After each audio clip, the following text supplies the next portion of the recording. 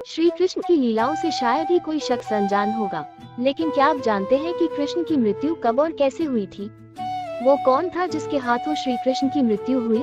मानवता और मानव जाति को लगभग नष्ट कर देने वाला कुरुक्षेत्र का युद्ध शांत हो चुका था।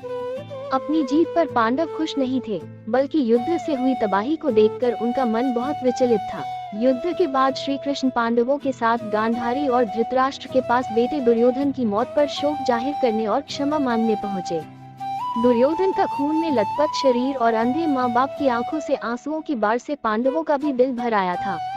गांधारी पांडवों को छोड़ श्री कृष्ण को दुर्योधन की मौत का असली जिम्मेदार मानने लगे। गांधारी ने श्री कृष्ण पर चीखते हुए कहा, आप द्वारकाधीश हैं, जिनकी पूजा मैंने खुद विष्णु अवतार मानकर की। क्या आप अपने किए पर जरा भी शर्मिंदा हैं? आप चाहते तो अपनी दिव्य शक्तियों से इस युद्ध को टाल सकते थे। बेटे की मौत पर आंसू बहाने वाली एक माँ का दुख तुम खुद अपनी माँ देवकी से जाकर पूछो, जिसने अपने 7 बच्चों को अपनी आंखों के आगे मरते देखा है। इसके बाद गांधारी ने कृष्ण को श्राप देते हुए कहा, यदि भगवान विष्णु के प्रति मेरी आस्था सच्ची रही है तो आज से ठीक 36 वर्ष बाद तुम भी इस धरती पर जीवित नहीं रहोगे। द्वारका तबाह हो जाएगा और यादव वंश का हर इंसान एक दूसरे खून का प्यासा हो जाएगा। ये कहकर गांधारी श्री कृष्ण के चरणों में गिर गई और रोने लगी।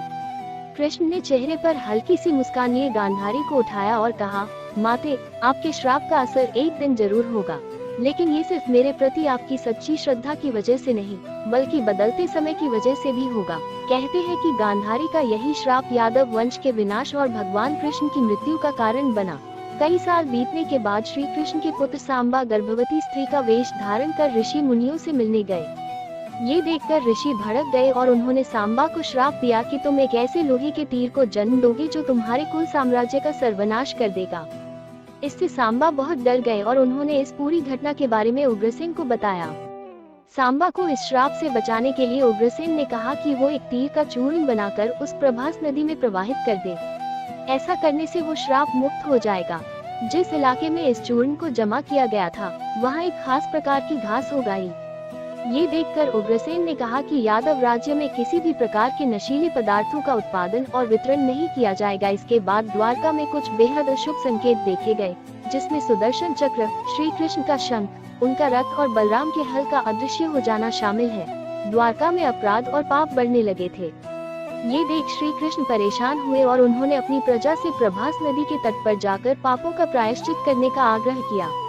द्वारकावासी वहां जाकर मदिरा के नशे में चूर एक दूसरे से लड़ने लगे।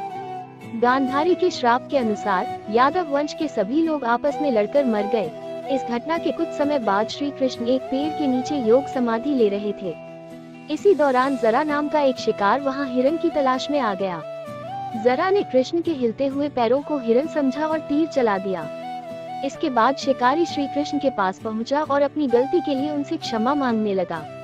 तब श्री कृष्ण ने उसे सांत्वना दी और बताया कि कैसे उनकी मृत्यु निश्चित थी। श्री कृष्ण ने कहा, त्रेता युग में लोग मुझे राम के नाम से जानते थे।